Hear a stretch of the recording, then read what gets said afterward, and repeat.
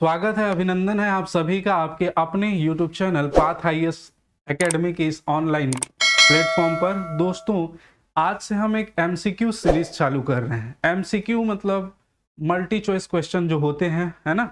वो क्या है कि अभी जो है आपका एग्जाम बहुत ही कम समय बचा हुआ है, दो महीना बहुत कम बचे हैं। अब अतका समय में रट रुटा के पास होना तो संभव नहीं। अब बड़कन सब्जेक्ट रहे थे वो सब बोल पढ़ना, है ना। तो अभी क्या करना है, अभी क्या करें तो जितना आप MCQ सोल्व कर सकते हैं, मतलब कम समय में कितना ज़्यादा आप निचोड़ उसका निकाल सकते हैं, ये ज़्यादा इंपॉर्टेंट करेगा। तो हम उसी सीरीज को चालू रखेंगे और बहुत कम समय में बहुत ज़्यादा लेने का प्रयास करेंगे, ठीक है। तो आप जो सेशन होने वाले हो वो एंशिएंट जो है वो उसका पार्ट हम कर रहे हैं, एंशिएंट हिस्ट्री छत्तीसगढ़ का, छत्तीसगढ़ GS का। और इसका 2 पार्ट आएगा। दोनों पार्ट में लगभग जितने भी डायनेस्टीज हैं और जिससे संबंधित जितने भी तथ्य हैं लगभग हम प्रश्नों के माध्यम से तैयार कर लेंगे। तो यदि आप वीडियो देख रहे हैं तो इसके बाद जो नेक्स्ट सीरीज आएगी तो उसके लिए आप प्रिपेयर रहिए।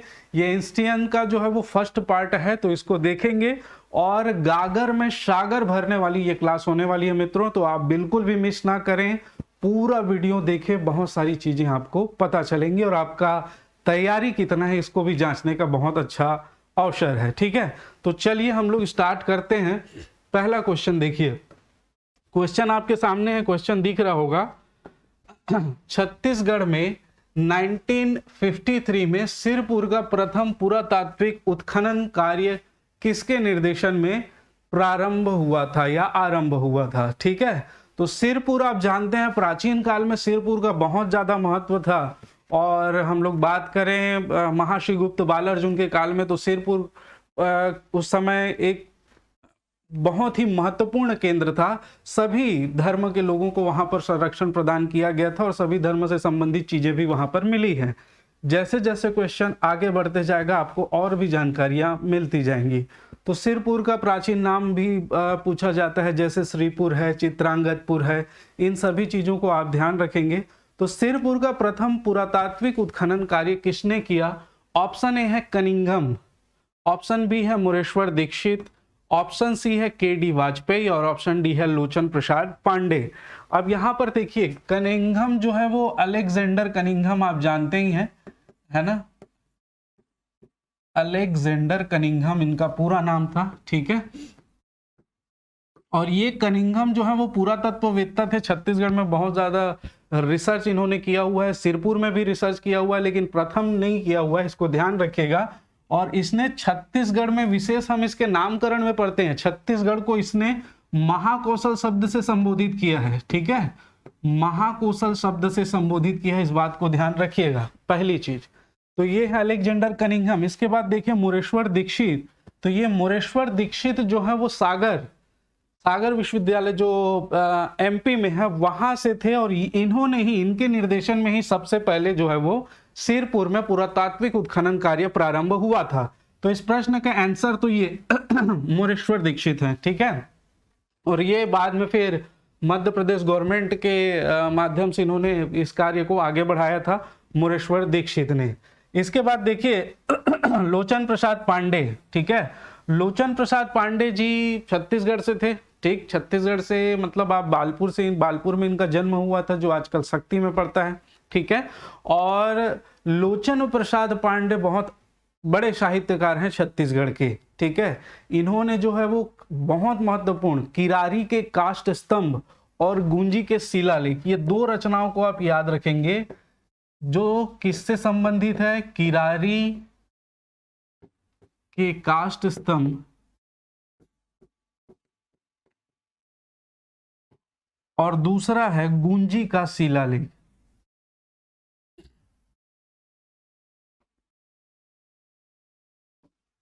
गुंजी का शिलालेख, तो ये 2 रचनाएं आपको याद रखना है।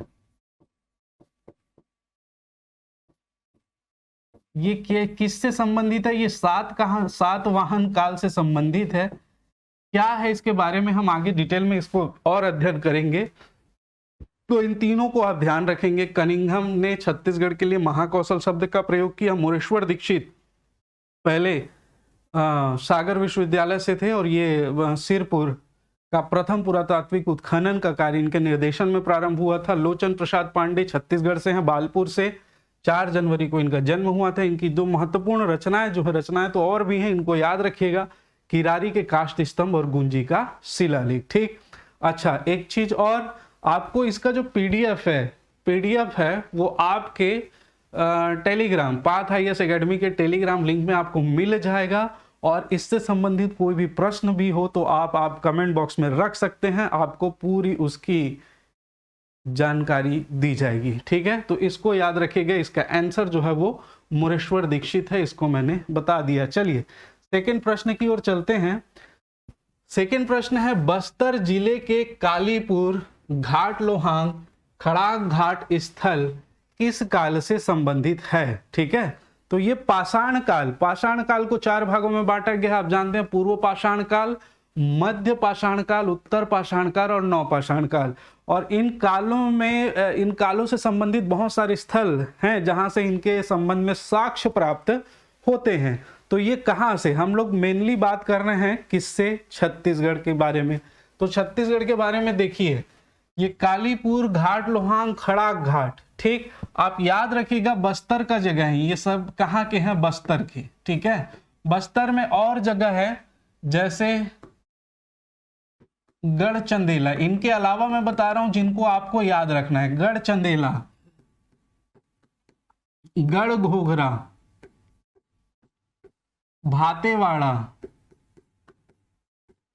भातेवाड़ा, इसके अलावा राजपुर, ये जगह भी आपको याद रखना है। और ये सभी कहां से संबंधित हैं? कालीपुर घाट लोहांग खड़ाक घाट, पूर्व पाषाण काल से, मध्य पाषाण काल से, उत्तर पाषाण काल से या नवपाषाण काल से। तो याद रखिएगा दोस्तों, ये मध्य पाषाण काल से संबंधित है। इसका आंसर जो हो जाएगा मध्य पाषाण काल। और इसका ट्रिक मैं बता देता हूं, ट्रिक मतलब ये वाला ट्रिक नहीं, कौन सा जिला आता है, तो इस संदर्भ में पहले एक ट्रिक चलता था मकबरा। ठीक है, मकबरा, इसको याद रखेंगे। म से मध्य पाषाण काल, क से कबरा पहाड़, ब से बस्तर, रा से रायगढ़। ठीक है, कबरा पहाड़ बस्तर के ये जो क्षेत्र आप देख रहे हैं ये, और इसके अलावा रायगढ़ भी जो है, कबरा पहाड़ रायगढ़ में ही है, यहां से भी हमको मध्य पाषाण काल संबंधी साक्ष्य मिलते हैं। इस बात को आप ध्यान रखिएगा। ठीक है, क्लियर है? चलिए अब पूर्व पाषाण काल से संबंधित स्थलों को भी याद रखिएगा। जैसे पूर्व पाषाण काल से संबंधित स्थल, जैसे हम बात करें रायगढ़, तो रायगढ़ में पूर्व पाषाण काल से संबंधित स्थल आपको मिलेंगे छापामार, जो मेन स्थल है, भंवरखोल,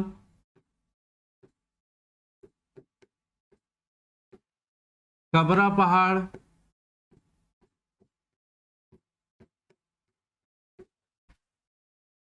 गीधा,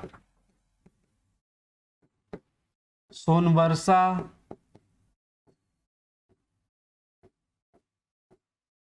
गीधा, सोनबरसा। तो ये जो क्षेत्र है ये पूर्व पाषाण काल से संबंधित है। ये आप जो देख रहे हैं ये किससे संबंधित है? पूर्व पाषाण काल से संबंधित है। इसके अलावा और भी हैं तो उनको भी आपको याद रखना है। मेनली इनको तो इनमें से कई क्षेत्र जो है वो पूछे जा चुके हैं, तो इसको तो बहुत ढंग से आप ध्यान रखिएगा। ठीक, अब बात करें उत्तर पाषाण काल। उत्तर पाषाण काल की जानकारी आप कैसे रखेंगे, तो इसके लिए भी ट्रिक बता देता हूं। जैसे उधम सिंह, एक आप लिख लीजिएगा, उधम सिंह। ठीक है, उधम सिंह, उ से जो हो गया उत्तर पाषाण काल। ठीक है, ध से हो गया धनपुर, ध से क्या हो गया? धनपुर। ठीक है, म से हो गया महानदी घाटी, महानदी घाटी, घाटी। सी से हो गया सिंघनपुर, सिंघनपुर से आप याद रखेंगे उत्तर पाषाण काल से संबंधित है। और दूसरा ये पूर्व पाषाण काल से संबंधित, यहां पर शैल चित्रों की प्राप्ति हुई है, बहुत अच्छे से जानते हैं। ठीक है, तो धनपुर, महानदी घाटी और सिंघनपुर को उधम सिंह में याद रखिएगा। वैसे ही नव पाषाण काल से भी संबंधित कई सारे स्थल हैं। आगे प्रश्नों पर हम इसके बारे में विस्तृत रूप से चर्चा करेंगे। ठीक है, तो चलिए एक एक करके आगे बढ़ते जाते हैं। तो इसका जो सही आंसर होगा मध्य पाषाण काल। ठीक है, कौन सा होगा? मध्य पाषाण काल होगा। चलिए आगे चलते हैं। नेक्स्ट क्वेश्चन है, प्रागैतिहासिक से लेकर ऐतिहासिक काल तक के चित्रित शैलाश्रय कहां से प्राप्त हुए हैं। ठीक है, तो ये आप जानते हैं एक ही जगह आपको दिखेगा और वो दिखेगा सिंघनपुर रायगढ़। इसके अलावा आप देखेंगे रामगढ़ की पहाड़ी तो यहाँ तो नहीं मिला है, चंदखुरी भी नहीं मिला है और कुटुमसर भी नहीं मिला है। तो इसके आंसर तो बहुत ही इजी और बहुत अच्छे से आप पिकअप कर लेंगे। इसका आंसर हो जाएगा क्या, सिंघनपुर रायगढ़। अब यहाँ पर देखिए सिंघनपुर रायगढ़ से संबंधित स्थलों को मैंने इसके पिछले स्लाइड में आपको बता दिया है। ठीक है, रायगढ़ से संबंधित। और सिंघनपुर में आपको क्या मिला है, तो सिंघनपुर में दोस्तों लाल रंग के शैल चित्र मिले हैं, जिसमें मानव के जो है वो वर्गाकार आकृति में, आयताकार आकृति में चित्र मिला है। इसके अलावा एक पशु जो है वो गुस्से से मानव की ओर पीछे पलटते हुए देख रहा है, इसका चित्र मिला है। बहुत सारे वो शैल चित्र वहां से प्राप्त हुए हैं लाल रंग के और गेरुए रंग के। इसके अलावा हस्तचलित कुदाल मिला है राय बहादुर मनोरंजन घोष को। ठीक है, तो ये सारी चीजें सिंघनपुर की गुफाओं से प्राप्त हुई है, इसको हम लोगों ने देखा हुआ है। ठीक, अब बात करें रामगढ़ की पहाड़ी। रामगढ़ की पहाड़ी कहाँ है, सरगुजा में है। ठीक है, रामगढ़ की पहाड़ी कहाँ पर है, सरगुजा में है। ठीक है, यहाँ पर रामगढ़ की पहाड़ी में है दोस्तों सीता बेंगरा। आप जानते हैं क्या है यहाँ पर, सीता बेंगरा। बेंगरा का अर्थ होता है गुफा। ठीक है, सीता बेंगरा, लक्ष्मण बेंगरा,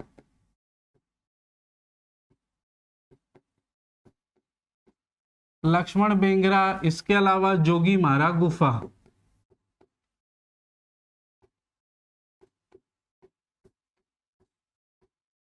जोगीमारा गुफा। ठीक, तो ये सीता बेंगरा विश्व की प्राचीनतम नाट्यशाला है, आप जानते हैं। ठीक, बेंगरा मतलब होता है गुफा। और यहाँ पर जो है वो जोगीमारा गुफा में आपको यहाँ पर देवदासी जो सुतनुका है और देवदत्त है, उन दोनों की प्रेम कथा का वर्णन आपको देखने को मिलेगा। ठीक है, कहाँ पे, रामगढ़ की पहाड़ी में सीता बेंगरा, लक्ष्मण बेंगरा, जोगीमारा गुफा, खासकर जोगीमारा गुफा में।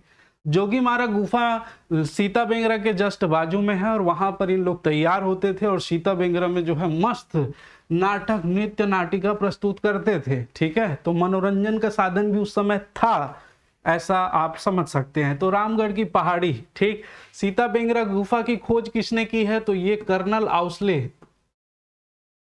कर्नल आउसले आप ध्यान रखेंगे।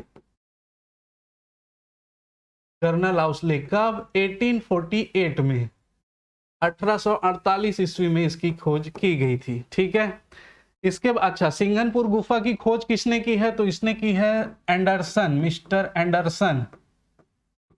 एंडरसन ने। कब की है, तो ये की है 1910 ईस्वी में। ठीक है, और इसका सर्वप्रथम इसका विस्तृत रूप से इस पर अध्ययन किसने किया है, तो ये किया है अमरनाथ दत्त, जो रेलवे के इंजीनियर थे। अमरनाथ दत्त ने 1923 से लगाकर 1927 तक इस पर विस्तृत अध्ययन किया है सिंघनपुर पर, इसको भी आप ध्यान रखिएगा। बात करें चंदखुरी की, तो यारंग के पास है।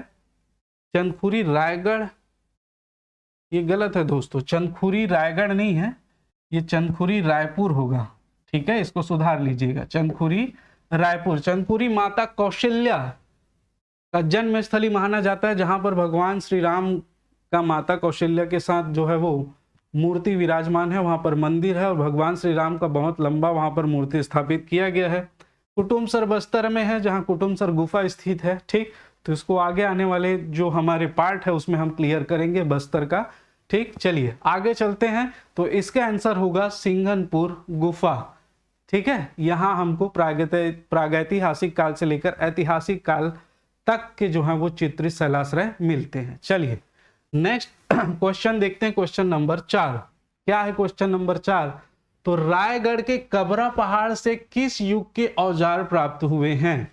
ठीक है, तो रायगढ़ के कबरा पहाड़ से किस युग के औजार प्राप्त हुए हैं, ये हमारा क्वेश्चन है। और आप ऐसा मत सोचिए कि मैं आपके सामने नहीं हूं, पहले आप आंसर दीजिए, कमेंट्स में आंसर जरूर करेंगे यदि आप इस वीडियो को देख रहे हैं। ठीक है, कमेंट में आंसर करें। इससे क्या होगा, जब आपका आंसर गलत होगा, ठीक है, हमारा दिमाग जो है वो प्रोसेस कैसे करता है, जब आपका आंसर गलत होगा और मैं यहाँ पर आपको सही आंसर बताऊंगा तो आपका दिमाग उसको लंबे समय तक कैच करके रखेगा। तो प्लीज आप कमेंट्स में इसको जरूर करें कि आप आंसर क्या दे रहे हैं, ठीक है। अब हम बात कर रहे हैं कबरा पहाड़ की, तो ये किससे संबंधित है? पाषाण काल से, मध्यकाल से, कांस्य युग से या लौह युग से? सबसे पहले तो थोड़ा सा हम इसकी भूमिका को समझ लेते हैं। युग के औजारों की बात की जा रही है, मतलब औजार तो मिले ही हैं कबरा पहाड़ में, इस प्रकार से आप ध्यान रखिएगा। अब मैंने अभी आपको बताया था कि कबरा पहाड़ कौन से काल से संबंधित है? मध्य पाषाण काल से संबंधित है, ठीक है, मध्य पाषाण काल से। यहां पर एक्चुअल में होना चाहिए था मध्य पाषाण काल, ठीक है, मध्य पाषाण काल यहां पर होना चाहिए था, ठीक। तो यहां जो एग्जैक्ट इसका आंसर होगा मध्य पाषाण काल होगा। मध्य युग मतलब मध्य पाषाण काल से ही रिलेटेड है। क्यों? क्योंकि हमने देखा है कबरा पहाड़ से जो मिला है वो क्या मिला है हमको? घड़ियाल, सांभर के जो चित्र मिले हैं लाल रंग में, कुल्हाड़ी आदि के चित्र मिले हैं, ठीक है।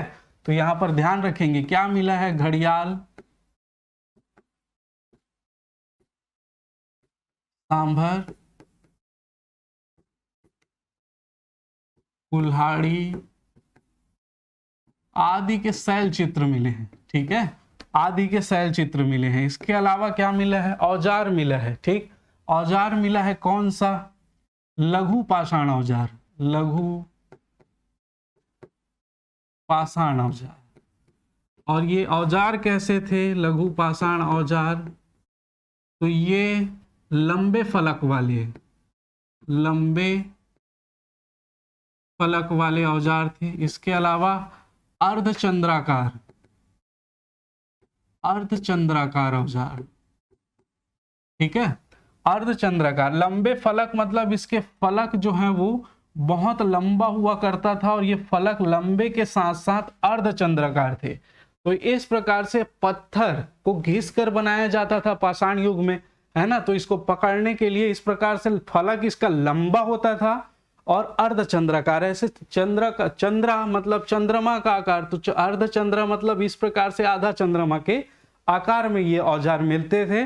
तो कबरा पहाड़ में कहां से? ये मध्य पाषाण काल से संबंधित है, इसको ध्यान रखिएगा, ठीक है। चलिए नेक्स्ट क्वेश्चन देखें। अगर क्वेश्चन पसंद आ रहा है तो लाइक जरूर कर देंगे, आपको सेशन अच्छा लग रहा होगा तो लाइक जरूर करेंगे दोस्तों, ठीक। वैदिक काल में छत्तीसगढ़ को निम्नलिखित में से किस नाम से जाना जाता था?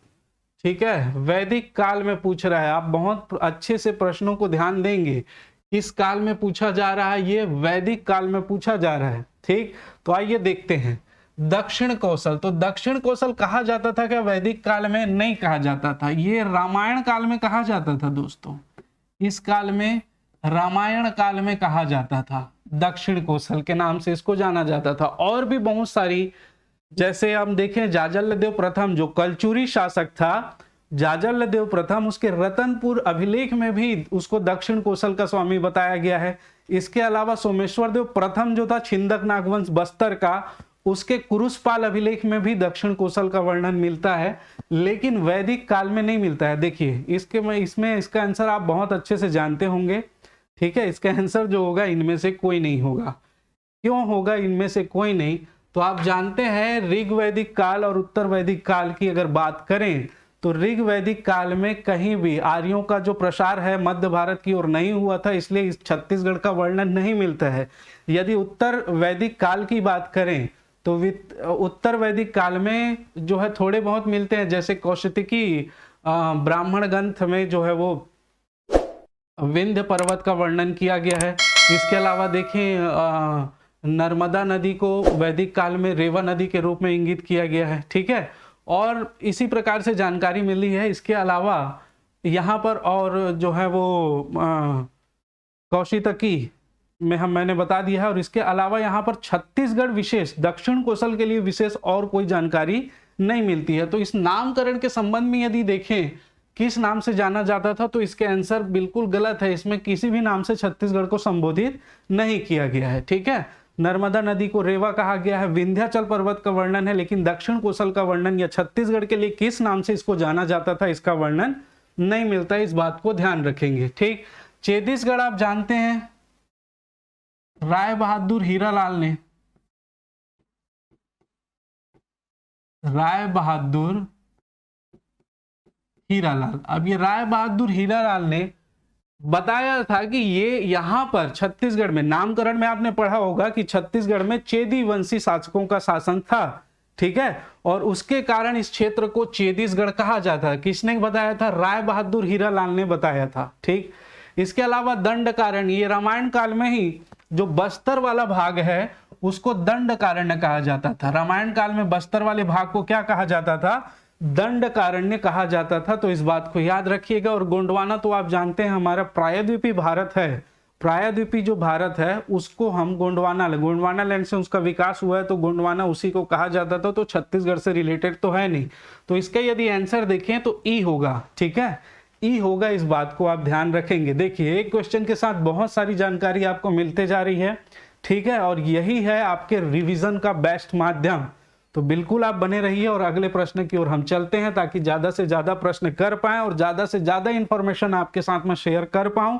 आपके भी यदि इसमें से कोई भी क्वेश्चन होंगे, कोई भी डाउट होंगे, तो आप बेझिझक कमेंट बॉक्स में कमेंट कर दीजिएगा, आपका जवाब दिया जाएगा। चलिए नेक्स्ट की बात करें हम, समुद्रगुप्त के प्रयाग प्रशस्ति में कौशल के शासक का क्या नाम है, क्या नाम था, ठीक है। तो समुद्रगुप्त के प्रयाग प्रशस्ति में कौशल के शासक का क्या नाम था। अब ये प्रयाग प्रशस्ति अभिलेख, इसके बारे में थोड़ी सी चर्चा कर ले। हरिशेन का जो प्रयाग प्रशस्ति अभिलेख है, प्रयाग प्रशस्ति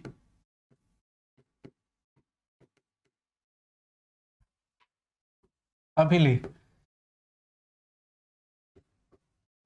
कौशाम्बी से लाया था इसने, और इसने इस अभिलेख में स्तंभ लेख, जो अशोक का स्तंभ है उसमें लेख लिखा हुआ है। और इसमें जो है समुद्रगुप्त ने जितने क्षेत्र जीते थे, जितने क्षेत्र को अपने कब्जे में लिया था, कितने क्षेत्रों को उसने छोड़ा था, इस संबंध में सारी जानकारी मिलती है, ठीक है। तो इसी हरिसेन के प्रयाग प्रशस्ति अभिलेख से हमको ये जानकारी मिलता है कि समुद्रगुप्त ने संभवतः उत्तर भारत, उत्तरी क्षेत्र को जीतने के पश्चात जब दक्षिण को जीतने के लिए उन्होंने प्रारंभ किया था अभियान, दक्षिण विजय अभियान, तो उसने जो है वो यहाँ पर दो वर्णन मिलता है, ठीक है, दक्षिण कौशल के राजा या कौशल के शासक, ठीक है। तो कौशल के शासक किसको हराया था, ठीक, और एक है महाकांतार,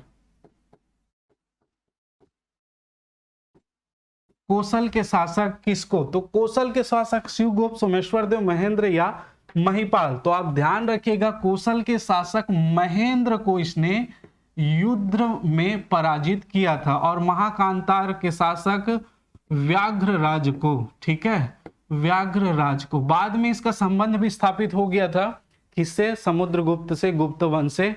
शादी ब्याह मामला था, बड़ी लंबी कहानी है, कभी फुर्सत में चर्चा मिली तो इस बारे में चर्चा करेंगे, ठीक है। तो ये व्याघ्रराज को, महाकांतार के शासक व्याघ्रराज को और कौशल के शासक महेंद्र को इसने पराजित किया था, ठीक है। तो महाकांतार ये किस भाग को कहा जाता है? तो बस्तर वाले क्षेत्र को, दंडकारण्य, महाकांतार, चक्रकोट, भ्रमरकोट, ये किसको? बस्तर वाले क्षेत्र को कहा जाता है। इस बात को आप ध्यान रखेंगे। तो यहाँ पर व्याघ्रराज और महेंद्र को इसने पराजित किया था। और ये महेंद्र जो है वो कई लोग मानते हैं कि ये सरबपुरी वंश का था, और कई लोग मानते हैं कि ये वाकाटक वंश का था, जो महेंद्र सेन हम लोग देखते हैं, ठीक है।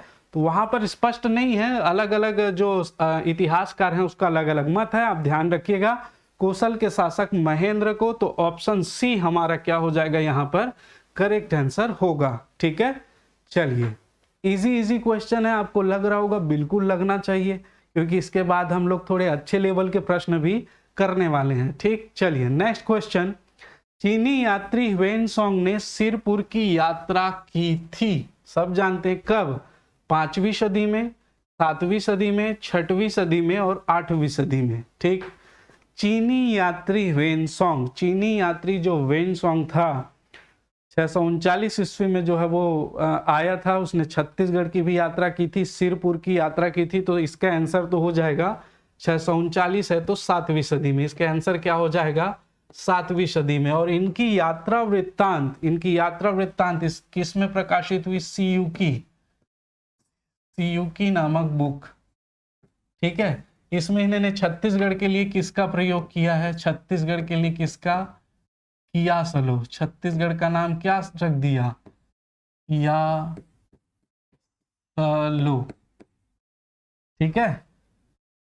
कौशल क्षेत्र उनको बोलना चीनी था, कियासलो, तो वो चीनी है, ठीक है। वो कियासलो को अलग अलग कर दिया, ये तो बहुत है। क्या सालों कर देता तो और गड़बड़ हो जाता। ठीक, चलिए जोक्स थोड़ा हंसी मजाक करते रहिए ताकि जीवन में उत्साह बना रहे, पढ़ने का उमंग बना रहे। तो कियासलो नाम से इंगित किया है, इस बात को ध्यान रखेंगे।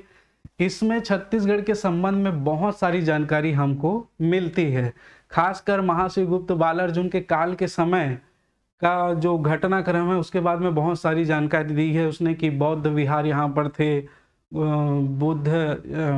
भगवान बुद्ध जी यहाँ पर पधारे थे, सिरपुर में 3 महीने रहे थे, 10,000 महायान बौद्ध भिक्षु यहाँ पर निवास करते हैं, 70 देव मंदिर हैं, ठीक है, कुटी विहार हैं, ठीक, आनंद प्रभु कुटी विहार और स्वास्तिक कुटी विहार यहाँ पर है।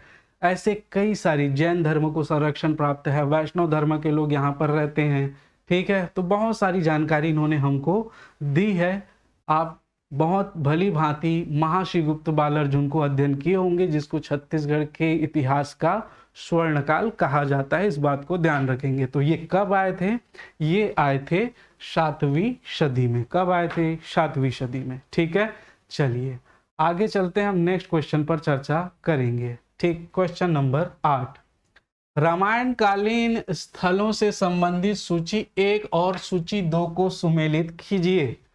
ठीक है, ये रामायण कालीन स्थल हैं दोस्तों, ठीक है, इसको हमको सुमेलित करने के लिए कहा जा रहा है। चलिए देखते हैं। एक तरफ देखिए सिहावा क्षेत्र का नाम दिया है, रामगढ़, राजिम और फिंगेश्वर, एक तरफ इनके ऋषि दिए गए हैं, ठीक। तो इसमें से आप कुछ नहीं जानते होंगे, तो ये श्रृंगी ऋषि का तो आश्रम जानते होंगे, कहाँ पर है? ये सिहावा में है। श्रृंगी ऋषि का आश्रम कहाँ पर है? सिहावा में है। सिहावा में बहुत सारे ऋषियों के आश्रम हैं, ठीक है, ना केवल श्रृंगी ऋषि, अंगिरा ऋषि, ठीक है, अगस्त ऋषि, बहुत सारे सप्त ऋषि का आश्रम सिहावा में है, ठीक। इसके बाद देखें रामगढ़ की पहाड़ी, इसको आप रहन दीजिए। राजिम, एक आप जानते होंगे, राजिम में लोमस ऋषि का आश्रम है। राजिम में किसका आश्रम है? लोमस ऋषि का आश्रम। और एक आप देखेंगे फिंगेश्वर में जो है वो मांडव्य ऋषि का आश्रम है, ठीक। मांडव्य ऋषि का आश्रम कहाँ पर है? फिंगेश्वर में, ठीक है। अत्रि ऋषि का आश्रम कहाँ पर है? ये है पांडुका, ये भी गरियाबंद जिले में पड़ता है दोस्तों, इसको भी याद रखिएगा। पांडुका गरियाबंद में अत्रि ऋषि का आश्रम। एक आध दिन पूरे आश्रम को मैं आपको बता दूंगा, खैर आज ही बता देना था, चित्र के माध्यम से समझा दिया जाता, लेकिन चूंकि अभी टाइम कम है इसलिए अभी आप क्वेश्चन पर ध्यान दीजिए, जो इंपॉर्टेंट क्वेश्चन है। तो सिहावा श्रृंगी A2, अब रामगढ़ बचा है तो आप सीधा सीधा रामगढ़ किस में आ जाएगा? वशिष्ठ में, ठीक है। तो A2 वाले ऑप्शन देखिए, ये 2 ऑप्शन है A2 वाले, है ना। सबसे पहले यहाँ से हम लोग इसको छटनी कर लेते हैं। इसके बाद बात करें रामगढ़ की पहाड़ी 3 वशिष्ठ, तो B3, सॉरी ये मिसमैच हो गया है, इसको थोड़ा सा आप सुधार लेंगे, ये ABCD का क्रम गलत हो गया, यहाँ पर लिख लीजिए A, B, C और D, ठीक है। तो B किस में है? 3, वशिष्ठ, B3 होना चाहिए, B3 इसी में है, और हमको यहाँ पर इसका आंसर जो है वो मिल गया है, ठीक है। तो इस प्रकार से एलिमिनेशन मेथड से आप इसको ध्यान में रखिएगा, ये इंपॉर्टेंट है, इन चीज़ों को ध्यान रखिए। सिहावा में है किसका आश्रम? वशिष्ठ, श्रृंगी ऋषि का आश्रम है। रामगढ़ में है किसका आश्रम? वशिष्ठ ऋषि का आश्रम है। रामगढ़ में और भी आश्रम है, ठीक है, देखिए रामगढ़ में और भी कई आश्रम है। जमदग्नि ऋषि का आश्रम है रामगढ़ में, ठीक है, जमदग्नि। अब ये जमदग्नि ऋषि कौन थे? तो ये परशुराम जी के पिता थे, ठीक है। तो परशुराम जी के पिता का भी आश्रम यहीं पे है, और मैंने कई सारे आश्रम आपको बता दिए हैं। अत्रि ऋषि का आश्रम, अगस्त ऋषि का आश्रम, अंगिरा ऋषि का आश्रम, बहुत सारे आश्रम आपको देखने को मिलेंगे, तो इसको ध्यान रखिएगा। हमारा जो आंसर है वो आंसर है आपका बी। सिहावा कहाँ पे है? तो सिहावा जो है वो सिहावा में क्या है? श्रृंगी ऋषि का आश्रम है। रामगढ़ में वशिष्ठ, राजिम में लोमस और फिंगेश्वर में मांडव ऋषि का आश्रम है, ठीक। चलिए आगे चलें। नेक्स्ट क्वेश्चन है, सातवाहन वंश के नृपति अपने आप को किस उपाधि से संबोधित करते थे? ठीक है, सातवाहन वंश के बारे में आप जानते होंगे, सातवाहन कालीन जो राजा थे अपिलक। ठीक है, यहाँ पर सातवाहन काल के संबंध में बहुत सारे साक्ष्य मिले हैं। ठीक है, कई सारे क्षेत्रों में मिले हैं। प्रतिष्ठान महाराष्ट्र इसकी राजधानी थी, और यहाँ पर यदि बात करें तो मल्हार वाले क्षेत्र में जो है वो ये शासन करते थे। इनकी मुद्रा यहाँ पर मिली है, गूंजी, किरारी, ये सभी का संबंध सातवाहन काल से ही है। ठीक है, तो यहाँ पर ये अपने आप को क्या कहते थे दोस्तों? तो क्या महाराजाधिराज, कलिंगाधिपति, दक्षिणापद, देखिए कलिंग में तो इसका शासन नहीं था तो ये तो कट हो जाएगा, महामंडलेश्वर, महाराजाधिराज, बिल्कुल नहीं। ये सातवाहन वंश के नृपति अपने आप को जो है दोस्तों दक्षिणापथ का स्वामी कहते थे। क्या कहते थे? दक्षिणापथ का स्वामी। अब स्वामी का अर्थ क्या है? पति ही है। ठीक है, तो यहां पर क्या हो जाएगा? दक्षिणापथ पति। क्या हो जाएगा? ये अपने आप को क्या कहते थे? दक्षिणापथ का स्वामी कहते थे, और यहां पर इसका आंसर हो जाएगा दक्षिणापथ पति। ठीक है, तो इस बात को आप विशेष रूप से ध्यान रखिएगा। ठीक, चलिए आगे चलते हैं। नेक्स्ट क्वेश्चन देखिए, क्वेश्चन नंबर 10। कालिदास ने कोसल राज्य की यात्रा के दौरान किस क्षेत्र को स्वर्ग का द्वार कहा था? तो महाकवि कालिदास छत्तीसगढ़ आए थे। ठीक है, और इन्होंने जो है वो कहा, किसके समय आए थे? चलिए आपसे प्रश्न है, आप कमेंट बॉक्स में उत्तर दीजिए, किसके शासन काल में ये आए थे और कौन सा वंश था और उसका राजा कौन था? जरा आंसर दीजिए, मैं भी थोड़ी देर आपको देख लूंगा बाद में कमेंट्स में। ठीक, तो आंसर जरूर दीजिएगा। अब यहां पर बात करें, कालिदास जो है वो महाकवि, वो वाकाटक वंश के समय जो है वो छत्तीसगढ़ आए थे, और उस समय जो शासन कर रहे थे वो प्रवरसेन द्वितीय के समय जो है वो छत्तीसगढ़ आए थे। इस बात को ध्यान रखिएगा। एक चीज और यहाँ पर आपको एड ऑन बता देता हूं दोस्तों, यहाँ पर प्रवरसेन द्वितीय की शिक्षा दीक्षा कालिदास जी के संरक्षण में ही हुई थी। ठीक है, कालिदास के संरक्षण में हुई थी। दूसरा चीज आप ध्यान रखेंगे, कालिदास जब सरगुजा में रामगढ़ की पहाड़ी में घूमे तो वहाँ की जो प्राकृतिक सुंदरता को देखकर, हरी भरी वादियों, पहाड़ों, नदियों, झरनों को देखकर उन्होंने इसे क्या कहा था? स्वर्ग कहा था। स्वर्ग का द्वार, स्वर्ग जाने का रास्ता यहीं से है, और स्वर्ग जा, यही कालांतर में जो है वो उच्चारण मैंने पहले भी बताया था, ये वहां पर इन्होंने इसको स्वर्ग का द्वार कहा, तो वहां पर स्वर्ग जा है ना, स्वर्ग का द्वार है, तो वहां पर लोकल लोग कहने लगे स्वर्ग जा। अब ये स्वर्ग तो हमारे छत्तीसगढ़ में रेफ जो वर्ण का यूज नहीं होता था और आधा सा नहीं चलता था, तो ये बन गया सरग जा। अब ये सरग जा बाद में कालांतर में फिर होते हुए क्या बना? सरगुजा बना था। तो इसको भी याद रखिएगा। तो इन्होंने सरगुजा को क्या कहा था? स्वर्ग का द्वार कहा था, पहली चीज। दूसरा, यहाँ पर कालिदास ने रामगढ़ की पहाड़ी सरगुजा में मेघदूतम की रचना की थी। किसकी की थी? मेघदूतम की रचना की थी। और इसका मेघदूतम का छत्तीसगढ़ी अनुवाद किसने किया है? आप कमेंट करके बनाएंगे छत्तीसगढ़ी अनुवाद किसने किया है इसकी रचना का। ठीक है, कमेंट्स करके बताएंगे, मैं बाद में चेक करूंगा। नेक्स्ट सेशन जो होगी उस पर हम लोग चर्चा करेंगे। इसका पीपीटी आपको मिल जाएगा किसमें? टेलीग्राम लिंक में, जो नीचे डिस्क्रिप्शन बॉक्स में है, इसको ध्यान रखिएगा। नेक्स्ट सेशन भी एंशिएंट पर ही आने वाली है। एंशिएंट आप पढ़ लीजिएगा बहुत अच्छे से, और उसके बाद हम उस पर चर्चा करेंगे, तो उसको भी आप ध्यान रखेंगे। चलिए, तो यहाँ पर सरगुजा है। रतनपुर को तो आप जानते हैं कलचुरी वंश की राजधानी थी। रायपुर में भी, तुम्बाड़ में भी, तीनों जगह कलचुरी वंश। सबसे पहले तुम्बाड़ को बनाया, फिर रतनपुर, फिर रायपुर।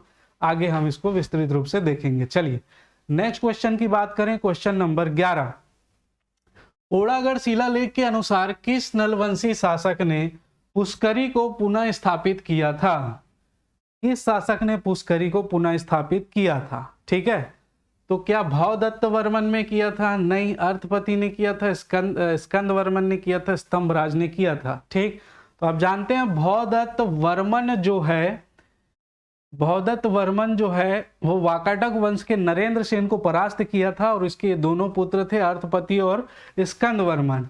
और इसके पुत्र देखिए, थोड़ा सा इसको देखते हैं। भौदत्त वर्मन ने वाकाटक वंश के नरेंद्र सेन को पराजित किया था और उसकी राजधानी, नरेंद्र सेन की सेना लिख दिया हूं, नरेंद्र सेन की राजधानी को तहस नहस कर दिया, प्रतिष्ठान वाले क्षेत्र को। ठीक है, अब नरेंद्र सेन का जो पुत्र, कई देखिए कई बुक में इसका पुत्र लिखा हुआ है और कई बुक में इसका पौत्र लिखा हुआ है, और ये हिंदी ग्रंथ एकेडमी की ही बुक में लिखा हुआ है दोस्तों। तो आप ध्यान रखिएगा, पुत्र था कि पौत्र था ये मुझे नहीं पता, क्योंकि दोनों लिखा हुआ है और दोनों हिंदी ग्रंथ एकेडमी की बुक में आपको मिल जाएगी। तो खैर पूछेगा नहीं चूंकि विवादित है। अब इसका पौत्र था पृथ्वीसेन द्वितीय। पृथ्वीसेन द्वितीय, जब पृथ्वीसेन द्वितीय वाकाटक वंश का शासक बनता है तो इसने जो है आक्रमण कर दिया किसके ऊपर, अर्थपति के ऊपर, अपने पिता के हार का बदला लेने के लिए। और अर्थपति जो है वो, इसकी भी कहानी है, ऑफलाइन क्लास में बहुत सारी कहानियां हम लोग सुनते हैं। अर्थपति जो है वो विलासिता पूर्ण जीवन व्यतीत करता था, मतलब एंजॉय है, कोई टेंशन नहीं, खाना पीना डांस देखना। इसके भाई, इसका अनुज था, इसका छोटा भाई था स्कंद वर्मन। स्कंद वर्मन ने इसको बताया भी, समझाया कि भैया आप जिस प्रकार से आप कर रहे हैं, पड़ोसी वाले हम पर आक्रमण कर देंगे और हम लोग जो है बहुत जल्दी यहाँ से निकल जाएंगे। लेकिन अर्थपति को टेंशन ही नहीं था। लास्ट में पीते पीते इसका किडनी फेल हो गया, लीवर खराब हो गया, सारी तकलीफें इसको थी, लेकिन मोह तो था ही। इसने उसी समय पृथ्वीसेन द्वितीय ने इस पर आक्रमण कर दिया, जिस पर अर्थपति की मृत्यु हो गई और इसकी राजधानी पुष्करी को इसने तहस नहस कर दिया। ठीक है, तहस नहस कर दिया। ठीक, और उसके बाद आया स्कंद वर्मन। स्कंद वर्मन जब शासक बना दोस्तों, तो इसके शासन के लिए कुछ नहीं था। इसके पास 4-5 लोग ही बचे थे जो इसके विश्वास पात्र थे। अब ये क्या करता, इसने एक दिन मीटिंग बुलाई। मीटिंग बुलाई तो मीटिंग कहाँ बुलाई, देखिए मीटिंग बुलाई तो मीटिंग कहाँ बुलाई, मीटिंग इसका गांव था। गांव में एक छोटा सा घर खपरा वाला इसको मिला था जहां ये छुपा था, और इसके जो 4-5 विश्वास पात्र लोग हैं वो भी यहीं पर थे। तो इसने मीटिंग बुलाई, कहा घर के बाहर चबूतरे में, और ये 5 लोग राउंड टेबल सम्मेलन कर रहे थे। ठीक है, राउंड टेबल सम्मेलन मतलब समझिए आप, आपकी याद रहने के लिए मैं बता रहा हूँ। तो यहाँ पर स्कंद वर्मन ने अपने जो विश्वास पात्र लोग थे उन लोगों को अपने साथ मिलाया। मिलाने के बाद इसने हार नहीं मानी है। हार मानते अगर मैं 5 हूं क्या कर लूंगा तो ये निपट जाते। स्कंद वर्मन ने जितने वहां पे अमीर सेठ थे वो सब इसके समर्थक थे स्कंद वर्मन के। तो इसने धीरे धीरे पैसा इकट्ठा किया, क्योंकि पैसा चाहिए अस्त्र शस्त्र बनाने के लिए। गांव वालों को इकट्ठा किया, सेना बनाई, सबको सक्षम किया और चढ़ाई कर दी किस पर, पोड़ागढ़, पुष्करी। ठीक है, पोड़ागढ़ पर। पोड़ागढ़ ही था वो, पोड़ागढ़ शिलालेख इनका नलों का पहला शिलालेख है, इसको ध्यान रखिएगा। देखिए बहुत सारी बातें हैं, जितनी आप कैप्चर कर पाए, यदि पढ़े होंगे तो आपको ध्यान आ रहा होगा। पोड़ागढ़ जो है वो नल वंश का क्या है, पहला शिलालेख है, और ये किसका है, स्कंद वर्मन का ही है। ठीक है, स्कंद वर्मन का ही है, इस बात को ध्यान रखेंगे। पोड़ागढ़ जो क्षेत्र था, उस पोड़ागढ़ वाले क्षेत्र को जब किसने, पृथ्वीसेन द्वितीय ने जब आक्रमण किया, तब उसका नाम था पोड़ागढ़ ही नाम था। ठीक है, उसके बाद आक्रमण करने के बाद वो जब नष्ट भ्रष्ट हो गया तो उसका क्षेत्र का नाम हो गया पुष्करगढ़। ठीक है, क्या बन गया, पुष्करगढ़। जब स्कंद वर्मन ने इसको बसाया, तब ये जो पुष्करगढ़ है वो क्या कहलाया, पुष्करी कहलाया। क्या कहलाया, पुष्करी कहलाया। तो स्कंद वर्मन ने फिर चढ़ाई कर दी और अपना जो पुष्करी वाला क्षेत्र है उसको ले लिया, और इसने जो है वो इसके अंतिम शासक देवसेन को परास्त करके जो है वो भगा दिया और अपने जितने भी क्षेत्र थे उसको वापस ले लिया। और इसने ही नल वंश शासन जो है उसको पुनः स्थापित किया था। इसको ध्यान रखिएगा। तो बहुत सारी जानकारी इसमें से मिल गई है। आप लोग बिल्कुल, आपका अच्छे से रिवाइज हो रहा होगा तो कमेंट के माध्यम से जरूर सूचित करेंगे। चलिए नेक्स्ट बात करें, राजर्षि तुल्य कुलवंश से संबंधित। देखिए जितने भी वंश आ रहे हैं उससे जितने भी प्रश्न संभावित पूछे गए हैं, पूछे जा सकते हैं, उन सभी पर हम लोग चर्चा कर रहे हैं। ठीक है, तो ये मत सोचिएगा क्वेश्चन कम हो रहा है। क्वेश्चन में, एक क्वेश्चन में कम से कम 10-10, 12-12 इंफॉर्मेशन आपको मिल रही है, कहीं में 2-2, 3-3 मिल रही है। तो आप अपना स्नेह प्रेम बनाए रखिए। राजर्षि तुल्य कुलवंश से संबंधित निम्नलिखित तथ्यों पर विचार करें। बिल्कुल विचार करते हैं, चलिए क्या विचार करना है।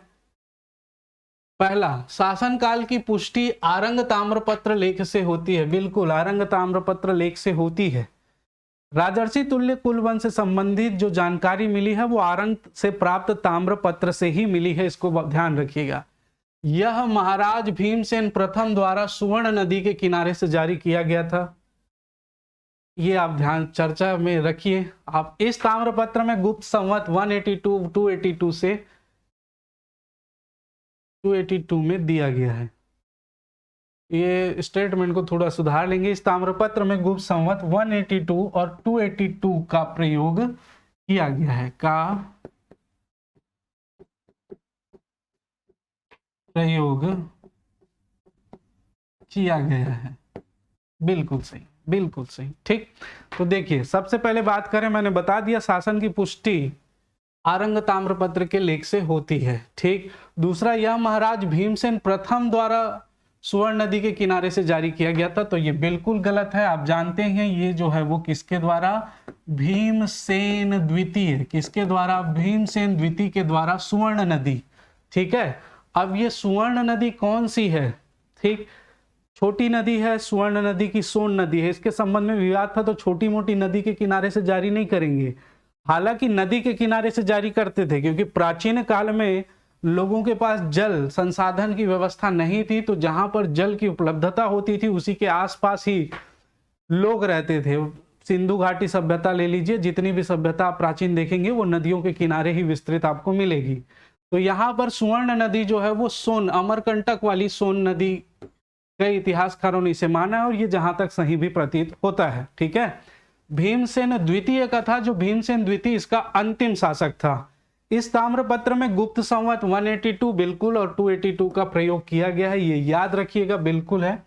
ये चौथी से 6वीं शताब्दी के बीच इन्होंने शासन किया था। ये लोकल डायनेस्टी है यहाँ की, ठीक है, स्थानीय राजवंश है पहले। तो यहाँ पर हम लोग इसके हिसाब से बात करें तो ऑप्शन 1, स्टेटमेंट 1 बिल्कुल सही है, स्टेटमेंट 2 भी बिल्कुल सही है, और स्टेटमेंट 3 सही है और ये 2 गलत है। तो यहाँ पर कौन सा आंसर होगा, 1 व 3 सही है और ये ऑप्शन डी इसका करेक्ट आंसर होगा। 1 और 3 सही है। इसके बाद देखिए कि शासन काल में इसके वंशावली की जानकारी मिलती है। किसकी, वंशावली। अब इस वंशावली में आप जानते हैं कौन था, तो सबसे पहले सूरा, क्या मिलेगा, सूरा, या इसी को सुर भी लिखा हुआ मिलता है, ध्यान रखेंगे, या इसी में सूरा लिखा हुआ भी मिलता है, इसको भी याद रखेंगे, ठीक है। तो पहला शासक था सूरा, इसीलिए इसको सूरा वंश भी कहा जाता है, ठीक है, सूरा वंश के नाम से भी जाना जाता है। इसके बाद इसके शासक क्रमशः जो है वो आए थे, मैं यहाँ पर जल्दी से आपको बता देता हूं। जैसे इसके बाद आए दायित वर्मन प्रथम, ठीक है, उसके बाद आए दायित वर्मन प्रथम विभीषण,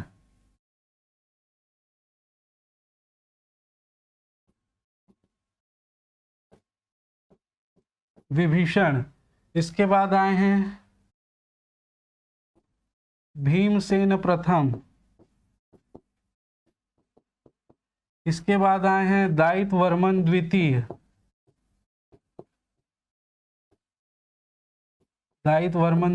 और उसके बाद आए हैं अंतिम शासक 6वां भीमसेन द्वितीय।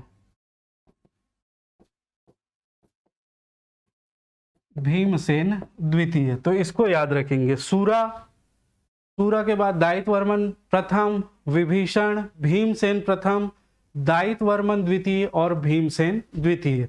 तो ये 6 शासक, इसकी वंशावली की जानकारी मिलती है। इसके अलावा और भी बहुत सारी जानकारियां हैं, जैसे ये गुप्तों की अधीनता स्वीकार करते थे क्योंकि गुप्त संवत का इन्होंने प्रयोग किया है, ठीक है। इसके अलावा जो इसके शासक हैं भीमसेन द्वितीय ने, ठीक है, इसके शासक भीमसेन द्वितीय ने अपने माता पिता की पुण्य स्मृति में हरि स्वामी और बोप्प स्वामी को भट्टपालिका, दोंडा में पड़ता है भट्टपालिका नामक ग्राम, दान में दिया था, इसके संबंध में भी हमको जानकारी मिलती है। ठीक है, तो चलिए, बहुत सारे इंफॉर्मेशन इससे आपको मिल गया होगा, रिवाइज भी हो गया होगा राजसी तुल्य कुलवंश। आगे बढ़ते हैं, क्वेश्चन नंबर 13। किस सरबपुरीय शासक ने खड्गधारा जीत भुवै, खड्ग तलवार की धार से सारे विश्व को जीत लेने वाला, अपने ताम्रपत्र में लिखवाया है? ठीक है, तो किसने लिखवाया है? सरबराज ने, नरेंद्र ने, प्रसन्न मात्र ने, या सुदेवराज ने? ठीक है, तो ये आप जानते हैं ये किसने लिखवाया है? ये लिखवाया है नरेंद्र ने। नरेंद्र ने अपने जो है उसमें लिखवाया है क्या? खड्गधारा जीत भुवै। तो इसके आंसर हो जाएगा नरेंद्र। इसके दम पर, तलवार के धार पर, खड्गधारा, खड्ग मतलब तलवार, धारा मतलब धारण करना, जीत मतलब जीतना, भू मतलब भुवन। ठीक है, पूरा खड्ग धारण करके, तलवार धारण करके पूरे भुवन पर मतलब पृथ्वी पर जीत हासिल करने वाला। ठीक है, तो ये किसने लिखवाया है? नरेंद्र ने लिखवाया। इस बात को ध्यान रखेंगे। ये जो बात की जा रही है दोस्तों, ये बात की जा रही है सरबपुरी वंश की। किसकी? सरबपुरी वंश की। ठीक है, जो 5वीं 6वीं शताब्दी में यहाँ पर शासन किए थे। सरब इसके प्रथम संस्थापक थे। प्रवरसेन प्रवरसेन के दरबार में रहते थे और उनके जो है विवाद होने पर इन्होंने सरब राजवंश की स्थापना की थी। सरब राज ने अपने नाम से सिक्के जारी किए थे। ठीक है, और इसने पहली बार जो है वो प्राकृत के स्थान पर संस्कृत भाषा का प्रयोग किया था। किसने? सरब राज ने। इसको भी ध्यान रखेंगे। ठीक, इसके बाद महेंद्र है, उसके बाद नरेंद्र है, और उसके बाद है प्रसन्न मात्र।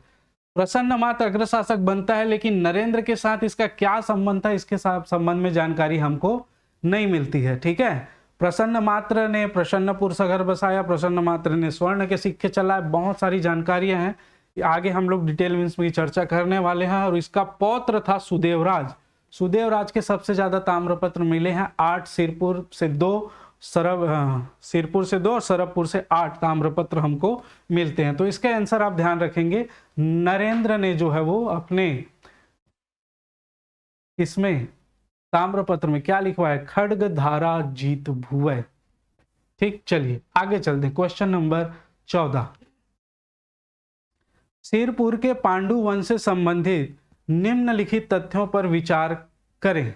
ठीक है, पहला देखिए, सिरपुर के पांडु वंश से संबंधित तथ्य। महारानी वासाटा देवी भी लिख देना था, ये था। चारों वेदों के ज्ञाता 15 विद्वान ब्राह्मणों को 5 गांव में जीविका हेतु भूमि दान में दी थी। क्या? विचार कीजिए आप लोग। तारा देवी की कांस्य प्रतिमा मल्हार से प्राप्त हुई। क्या? विचार कीजिए। राज मुद्रा में नंदी का रूप उकेरा जाता था, इस पर भी विचार कीजिए। क्या ये सही है क्या? तो देखिए, सिरपुर के पांडु वंश के संबंध में जानकारी आप जानते ही हैं। ठीक है, और सिरपुर के पांडु वंश के संबंध में हम लोगों ने अभी चर्चा की। और यहाँ पर वासाटा देवी मगध के मौखरी वंश की जो है वो राजकुमारी थी, जिसका विवाह हुआ था पांडु वंश के शासक हर्षगुप्त से। ठीक है, किसके शासक? पांडु वंश के शासक हर्षगुप्त से इसका विवाह हुआ था, रानी वासाटा देवी का। रानी वासाटा देवी बहुत ही धार्मिक प्रवृत्ति की थी, दयालु थी, स्नेहमयी थी। ठीक है, इन्होंने जो है वो बिल्कुल ये फर्स्ट स्टेटमेंट जो लिखा है, चारों वेदों के ज्ञाता 15 विद्वान ब्राह्मणों को 5 गांव उनके जीविकोपार्जन के लिए दान में दिया था। बिल्कुल दिया था, पहले ये परंपरा थी, ब्राह्मणों को दान में दिया जाता था भूमि। ठीक है, तो ये बिल्कुल स्टेटमेंट सही है। नेक्स्ट बात करें, तारा देवी की कांस्य प्रतिमा मल्हार से प्राप्त हुई है। ठीक है, तो यहां पर याद रखेंगे, देखिए इसकी जानकारी मुझे पुस्तक से मिली है। ठीक है, इसकी जानकारी मुझे जो बुक में लिखा हुआ है उतना ही पता है दोस्तों। ये तारा देवी की कांस्य प्रतिमा, तो इसके संबंध में अपडेट आपके पास होगा और ऑथेंटिक होगा तभी लीजिएगा। बहुत सारे PYQ previous year question paper से भी उठाए गए प्रश्न है और बहुत सारी चीजें आपको इसमें देखने को मिलेगी नई रूप में। तो ये कांस्य की प्रतिमा मल्हार से नहीं, बल्कि ये कहां से प्राप्त हुई है? सिरपुर से प्राप्त हुई है। कहां से? सिरपुर से। ठीक है, इसको ध्यान रखिएगा। इसके बाद बात करें, राजमुद्रा में नंदी का रूप उकेरा जाता था। तो आप जानते हैं महाश्वगुप्त बाल अर्जुन की मुद्रा में कुकुदभान नंदी जी का चित्र उकेरा जाता था। तो इस हिसाब से देखें तो ये स्टेटमेंट भी क्या है, बिल्कुल सही है। तो 1 और 3 सही है। तो आप देख लीजिएगा ऑप्शन में कौन सा ऑप्शन सही होगा, ऑप्शन सी। ऑप्शन सी इसका क्या होगा, आंसर होगा। इस बात को आप ध्यान रखेंगे, ठीक है। चलिए आगे चलते हैं, आगे प्रश्न पर चर्चा करते हैं। क्वेश्चन नंबर 15, पुरातत्व विभाग ने 1987 ईस्वी में एक प्रख्यात मूर्ति खोजी जिसमें बहुत से प्राणियों के भाग सम्मिलित थे। इसे शासन ने कौन से स्थान पर रखा है, इसे शासन ने कौन से स्थान पर रखा है। ठीक, देखिए तो ये पुरातत्व विभाग के द्वारा खोजी गई मूर्ति की जिस बात की जा रही, जिसमें बहुत से प्राणियों के अंग मिले हैं दोस्तों, वो रखा गया है ताला गांव में। कहां पर, ताला गांव में, बिलासपुर, जहां पर रुद्र शिव की प्रतिमा, आपने देखा होगा रुद्र शिव की प्रतिमा, ठीक है। रुद्र शिव की जो प्रतिमा है वो 11 जानवरों के अंग से, 11 जानवरों के अंग से बनाई गई प्रतिमा है रुद्र शिव की प्रतिमा, ठीक है। और जिसको कहां पर रखा गया, ताला गांव, बिलासपुर, मनियारी नदी, शिवनाथ नदी के किनारे स्थित है ताला गांव। वहीं पर जो है वो क्या रखा गया है, रुद्र शिव की प्रतिमा रखी गई है। इस बात को ध्यान रखेंगे, ठीक है। मल्हार, रतनपुर, सिरपुर, इसके बारे में आप जानते होंगे और नहीं जानते होते तो आगे हम चर्चा करेंगे, कोई टेंशन नहीं है, सारी चीजें आएंगी, ठीक। मल्हार निडला नदी के किनारे जो प्रसन्न मात्र ने शहर बताया था प्रसन्नपुर, उसी को ही मल्हार से तादात्म्य लिया जाता है, मतलब मल्हार माना जाता है। कई लोग सरबपुर को मल्हार के रूप में ले लेते हैं, मतलब इसमें एग्जैक्ट मल्हार कहाँ पर है इसका अभी तक जो है वो सर्च चालू है, ठीक। तो जो कंफर्म हो जाएगा तो हम लोग भी चर्चा करेंगे। नेक्स्ट क्वेश्चन देखते हैं। सूची 1, प्राचीन छत्तीसगढ़ के राजवंश को सूची 2 शासक से सुमेलित कीजिए। सूची 1 को सूची 2 से क्या करना है, आपको सुमेलित करना है, ठीक है। अब यहां पर दिया है शासक और यहां पर दिया है वंश दिया है और इधर शासक दिया है, ठीक। तो बहुत सारी चीजें आप जानते होंगे और इसमें इस प्रकार से क्वेश्चन बहुत पूछे जाते हैं दोस्तों, इसलिए इसको आप ढंग से याद रखिएगा। देखिए हम बात करें नल वंश की, ठीक। तो नल वंश के संबंध में आप जानते ही हैं, एक बहुत स्टार्टिंग अगर प्रारंभ किए होंगे तो स्कंद वर्मा आप जानते ही होंगे, ठीक है। इसके बाद देखें सरभपुरी वंश। तो सरभपुरी वंश में अभी हम लोगों ने बात की थी सुदेवराज की, किसकी बात की थी, सुदेवराज की। और पांडु वंश, तो पांडु वंश के बारे में हमने चर्चा की थी, पांडु वंश के बारे में हमने चर्चा की थी तिवर्देव, और सोम वंश से संबंधित है शिवगुप्त, ठीक है। तो यहां पर क्या हो जाएगा, देखिए यहां पर आप लिख लीजिए नल वंश से 3, सरभपुरी वंश से 4, और उसके बाद पांडु वंश से है तिवर्देव 1, और सोम वंश से है आपका शिवगुप्त 2। तो 3 4 1 2, 3 4 1 2 3, ये किस प्रकार से जमाया गया है, 3 3 4, ये 1 2, यहाँ पर ऑप्शन शायद गलत है मित्रों, ठीक है। यहाँ पर आप देखिएगा, यहाँ पर ऑप्शन में थोड़ा सा दिक्कत है, आप इसको याद रखिएगा। 3 4 1 2, नलवंशी शासक स्कंद वर्मा, सरभपुरी शासक सुदेवराज, पांडुवंशी शासक तिवर्देव, ठीक है। और सोमवंशी शासक है हमारे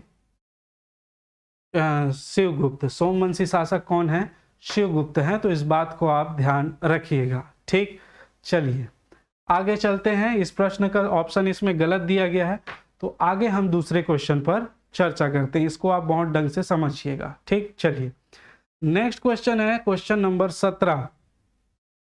सरभपुरी अमरार्य कुल के शासक किस धर्म का पालन करते थे। सरभपुरी अमरार्य कुल के शासक किस धर्म का पालन करते थे, ठीक है। तो सरभपुरी अमरार्य कुल, सरभपुर को ही क्या कहा जाता है, अमरार्य कुल या अमरज, अमरार्य कुल या अमरज कुल भी कहा जाता है, दोनों को ध्यान रखेंगे, ठीक है। और ये किस धर्म का पालन करते थे क्वेश्चन है। तो आप जानते हैं ये वैष्णव धर्म का पालन करते थे, किसका, वैष्णव धर्म का, क्योंकि इनके जो मुहर है उसमें गजलक्ष्मी जी का चित्र होता था। किसका? गजलक्ष्मी जी का चित्र होता था। ठीक, तो ये कौन से धर्म का पालन कर देंगे? सीधी सी बात है, वैष्णव धर्म का।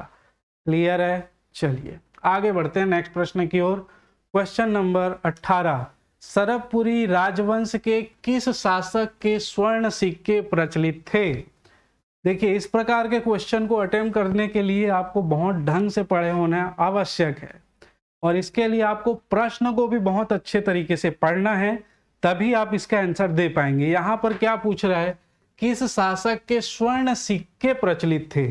ठीक है, तो इसका मतलब क्या सरबराज ने सिक्का जारी नहीं किया, नरेंद्र ने किया, सुदेवराज ने नहीं किया, या प्रसन्न मात्र ने नहीं किया?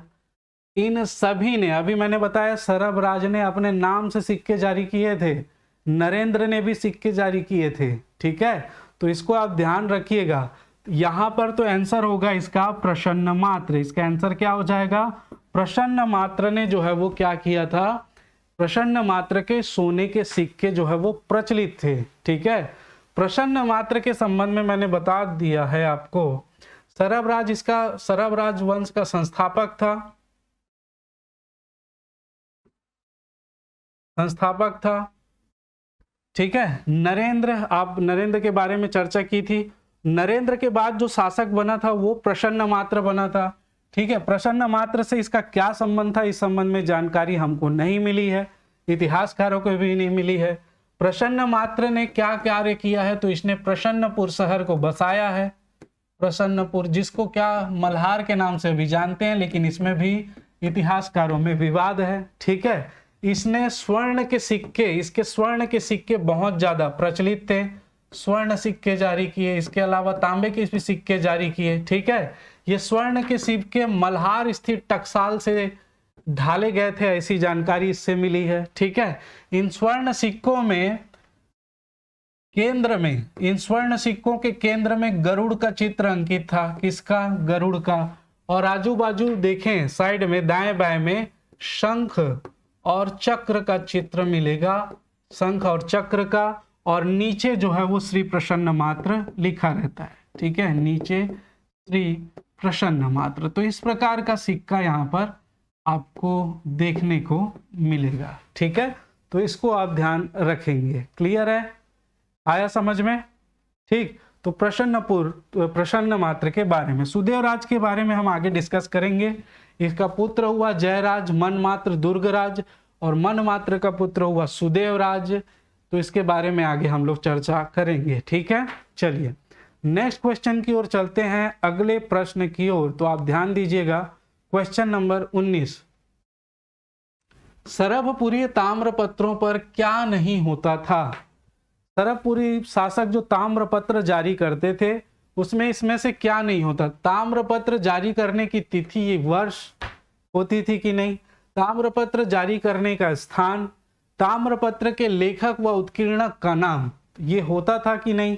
ताम्रपत्र पर चित्र। ठीक, तो आप ध्यान रखिएगा, सरबपुरी जो ताम्रपत्र जारी करते थे उन ताम्रपत्र में ताम्रपत्र जारी करने की तिथि और वर्ष होता था, ताम्रपत्र जारी करने का स्थान भी होता था, ताम्रपत्र पर लेखक व उत्कीर्णक का नाम भी होता था। तो क्या नहीं होता था? तो ताम्रपत्र पर चित्र नहीं होता था। बहुत ढंग से आपको समझना है, सरबपुरी ताम्रपत्रों में चित्र नहीं होता था। उसमें आपको जारी करने का स्थान देखने को मिलेगा, तिथि वर्ष देखने को मिलेगा, लेखक का नाम भी मिलेगा, लेकिन उसमें चित्र किसी प्रकार को आपको देखने को नहीं मिलेगी। तो इस बात को आप ध्यान रखेंगे, उसमें चित्र नहीं होता था। ठीक है, चलिए अगले प्रश्न की ओर चलते हैं। क्वेश्चन नंबर 20, किस वंश के शासक त्रिकलिंगाधिपति विरुद्ध धारण करते थे? विरुद्ध का अर्थ होता है उपाधि। विरुद्ध किसको बोलते हैं? उपाधि को। तो किस शासक के लोग त्रिकलिंगाधिपति विरुद्ध उपाधि धारण करते थे? इस बात को आप ध्यान रखेंगे। उपाधियों से लेकर प्रश्न बहुत पूछे जाते हैं। ठीक है, तो आपको बता दूं, सरबपुरी वंश परम भागवत की उपाधि धारण करते थे। अब इससे आप अंदाजा लगा सकते हैं ये क्या है? वैष्णव धर्म के अनुयायी थे। राजसूरी तुल्य कुल वंश में ऐसा कुछ मिला नहीं है, तो इसका आंसर है सोमवंश। इसका आंसर क्या हो जाएगा? सोमवंश हो जाएगा। ठीक है, किस वंश के शासक त्रिकलिंगाधिपति उपाधि की धारण करते थे? तो सोमवंश के शासक त्रिकलिंगाधिपति उपाधि की धारण करते थे। ठीक, चलिए आगे चलते हैं। क्वेश्चन नंबर 21, निम्नलिखित कथनों को पढ़िए। पढ़िए भाई। सिरपुर का लक्ष्मण मंदिर सरबपुरी शासकों ने बनाया था। पढ़ लीजिए आप। प्राचीन काल में बस्तर चक्रकोट कहलाता था। भोरमदेव मंदिर शिलालेख फणिनाग वंश से संबंधित है। 3 स्टेटमेंट है। स्टेटमेंट वाले क्वेश्चन को आप ढंग से पढ़ें और उसके बाद उसका उत्तर दें, क्या पूछा जा रहा है। ठीक है, तो यहां पर तो सीधा सीधा ऑप्शन में दिया है कि कौन सा सही है, इसको आपको लेना है। तो सही कौन कौन सा है? सिरपुर का लक्ष्मण मंदिर सरबपुरी शासकों ने बनाया था। क्या सरबपुरी शासकों ने बनाया था लक्ष्मण मंदिर? देखिए बहुत ढंग से आपको पढ़ना है। ठीक है, इसके बाद देखिए प्राचीन काल में बस्तर चक्रकोट कहलाता था। क्या? और भोरमदेव मंदिर शिलालेख फणिनाग वंश से संबंधित है। क्या? ठीक है, तो सिरपुर का लक्ष्मण मंदिर, सिरपुर का लक्ष्मण मंदिर जो है वो किसने बनाया था? रानी वासाटा देवी ने बनाया था। किसने बनाया था? रानी वासाटा देवी ने। ठीक है, तो ये सरबपुरी शासकों ने इसको नहीं बनाया था, इसको ध्यान रखेंगे। सरबपुरी शासकों ने इसको नहीं बनाया था। ठीक, प्राचीन काल में बस्तर चक्रकोट कहलाता था। बिल्कुल, चक्रकोट, भ्रमरकोट, चक्रकोट, भ्रमरकोट, दंडकारण्य, महाकांतार, कई सारे नाम थे इसके, तो चक्रकोट कहलाता था। बिल्कुल सही स्टेटमेंट है। भोरमदेव मंदिर शिलालेख फणिनाग वंश से संबंधित है। तो बिल्कुल भोरमदेव शिलालेख फणिनाग वंश से संबंधित है। फणिनाग वंशी शासकों ने, उसमें से जो छठवां शासक हुआ किसने? गोपाल देव ने जो है वो भोरमदेव मंदिर का निर्माण करवाया था। आगे प्रश्न आएगा, उस पर चर्चा करेंगे। तो बिल्कुल ये सरबपुरी शासकों ने नहीं बनाया था, इसको याद रखेंगे। रानी वासटा देवी ने बनवाया था और वो अधूरा बनाई थी और उसके बाद उसको पूरा करवाया था महाशिवगुप्त बालार्जुन ने। अभी मैं बताया था ये किस वंश से संबंधित है 5 मिनट पहले, तो आप यहां पर इसका वंश बताएंगे, कमेंट करेंगे। रानी वासाटा देवी, महाशिवगुप्त बालार्जुन कौन से वंश से संबंधित है, इसको आप अभी बताएंगे। ठीक है, इसको ध्यान रखिएगा, आपको बताना है। चलिए आगे चलते हैं नेक्स्ट क्वेश्चन की ओर। अच्छा, इसका आंसर क्या हो जाएगा? सी, ब और सा सही है। ब और सा सही, ऑप्शन सी इसका करेक्ट आंसर होगा। बात करें नेक्स्ट, निम्नलिखित में से कौन सी जोड़ी, निम्नलिखित में से कौन सी जोड़ी सुमेलित नहीं है पूछा है। छत्तीसगढ़ के करद राज्य, करद मतलब टैक्स, कर, टैक्स देने वाले राज्य एवं उनके राजवंश सुमेलित नहीं है। तो सरगुजा में रक्सेल चौहान वंश का शासन था। बिल्कुल सही बात है, सरगुजा में रक्सेल चौहान वंश का शासन था। बस्तर में काकतिया, आप जानते ही हैं। कवर्धा में राजगुड़ था, ये भी सही है। राजनांदगांव में कुशवाहा था, तो ये बिल्कुल गलत है। राजनांदगांव में बैरागी वंश का शासन था। किसका शासन था? बैरागी वंश का। ठीक, तो इसका आंसर जो आ जाएगा हमारा क्या होगा?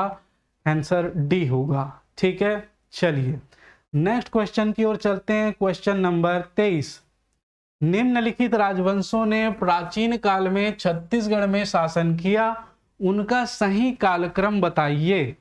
उनका सही कालक्रम बताइए। ठीक है, तो इसको कालक्रम संबंधी जमाने के लिए भी आता है, तो इसको भी ध्यान रखेंगे। ये 4वीं से 6वीं शताब्दी के बीच शासन किया है। सरबपुरी ने 5वीं से 6वीं शताब्दी के बीच शासन किया है और नलवंश ने 5वीं से 12वीं शताब्दी तक शासन किया है। चक्रकोट का छिंदक नागवंश ये हम लोग देखें 11वीं से 14वीं शताब्दी तक, 1023 14वीं 1023 में यहाँ पर शासन प्रारंभ हुआ है ना, नृपति भूषण के द्वारा। और उसके बाद हरिश्चंद्र 1324 ईस्वी तक इसका शासन चला था, चक्रकोट के छिंदक नागवंश का। तो इसमें से प्रथम कौन है? तो ये प्रथम डायनेस्टी तो आप जानते हैं, राजर्षि तुल्य कुलवंश आएगा। सेकेंड आएगा नलवंश दोस्तों, दूसरा। और तीसरा है सरबपुरी वंश उसके बाद, और उसके बाद आएगा चौथा चक्रकोट का नागवंश। ठीक है, तो 1 2 3 4, तो हमारा सीक्वेंस क्या है, अ स ब और द, अ स ब और द। ऑप्शन बी इसका करेक्ट आंसर होगा, अ स ब और द। सबसे पहले राजर्षि तुल्य वंश ने यहाँ पर शासन किया, फिर नल वंश ने, फिर सरभपुरी वंश ने और फिर चक्रकोट के नागवंशों ने यहाँ पर शासन किया है। तो इस बात को आप ध्यान रखिएगा। चलिए अगले प्रश्न पर चलते हैं। Question number 24। सातवाहन नरेश अपीलक की एकमात्र मुद्रा रायगढ़ जिले के किस स्थान से प्राप्त हुई है? ठीक है, रायगढ़ जिले के किस स्थान से प्राप्त हुई है? ठीक, तो राजा अपीलक, सातवाहन कालीन नरेश था, राजा था अपीलक, इसकी एकमात्र मुद्रा रायगढ़ जिले के, अब यहाँ पर बालपुर से, पुसौर से, तमनार से, लेलुंगा से, कहाँ से प्राप्त हुई है? तो ये आप जानते हैं दोस्तों, इसकी एकमात्र मुद्रा बालपुर से प्राप्त हुई है। आंसर है बालपुर। ये जब क्वेश्चन आया था तो ये बालपुर रायगढ़ में था। वर्तमान में यदि देखेंगे तो ये शक्ति जिले के अंतर्गत आता है। किसके अंतर्गत? शक्ति जिले के अंतर्गत आता है। तो ये बालपुर से इसकी मुद्रा प्राप्त हुई थी। इसके अलावा मल्हार और बिलासपुर से भी इसकी मुद्राएं मिली हैं। ठीक है, इसको ध्यान रखिएगा। ठीक, देखिए समय की अपनी सीमा है ना, बहुत सारे क्वेश्चन कराने के लिए ही हैं, लेकिन आपको थोड़ा सा अन्य विषय भी पढ़ने हैं, तो इसलिए मैं थोड़ा थोड़ा जल्दी स्पीड में ले रहा हूं। वैसे एक क्वेश्चन के बाद हम लोग ब्रेक ले लेंगे, उसके बाद फिर नेक्स्ट आपको उसमें जो एंशिएंट वाला पूरा पार्ट है उसको फिर से एक बार हम लोग रिवाइज कर लेंगे और उसके बाद फिर मिडाइवल में प्रवेश करेंगे। तो मिडाइवल में भी आपको 1-2 क्वेश्चन मिल जाएंगे एंशिएंट के, तो आप ना घबराइएगा, आपका पूरा का पूरा रिवाइज हो जाएगा। यदि आप वीडियो देख रहे हैं तो वीडियो कैसा लगा वो भी कमेंट करेंगे ही। ठीक है, चलिए नेक्स्ट क्वेश्चन और लास्ट क्वेश्चन देखते हैं हम आज का। छत्तीसगढ़ में कहां से कुषाण वंश के सिक्के मिले हैं? ठीक है, छत्तीसगढ़ में कहां से कुषाण वंश के सिक्के मिले हैं? देखिए कुषाण वंश ने भी थोड़ा सा यहाँ पर शासन का उल्लेख मिलता है, और कुषाण वंश का शासक था कनिष्क। कौन था? कनिष्क। और इसका जो सिक्का मिला है वो मिला है तेलीकोट।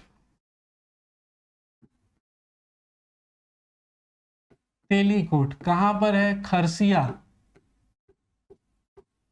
खरसिया कहां पर? तो रायगढ़। तो यहां इसका आंसर क्या हो जाएगा? अंतिम हमारा आंसर क्या हो जाएगा? रायगढ़।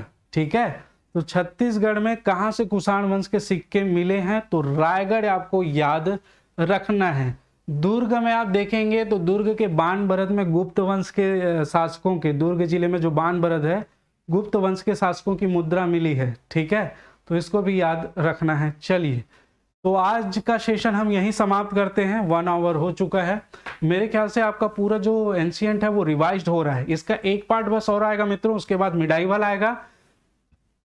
नए हैं चैनल को जरूर सब्सक्राइब कर लें, है ना, क्योंकि नोटिफिकेशन डायरेक्ट आपको मिलेगी और क्वेश्चन आपको इसी से मिलते जुलते आपको देखने को भी मिलेंगे। ठीक है, और लाइक जरूर कर दें। जो भी आपकी डाउट हो कमेंट कर दें। क्लास कैसा लगा है बिल्कुल कमेंट कर दें, इसमें कोई भी पैसा आपको नहीं लगने वाला है। ठीक, तो आज का सेशन हम यहीं पर समाप्त करते हैं। अगले पार्ट पर फिर हम लोग एंशिएंट पर चर्चा करेंगे। तब तक के लिए आप सभी को धन्यवाद। जय हिंद, जय छत्तीसगढ़, जय भारत।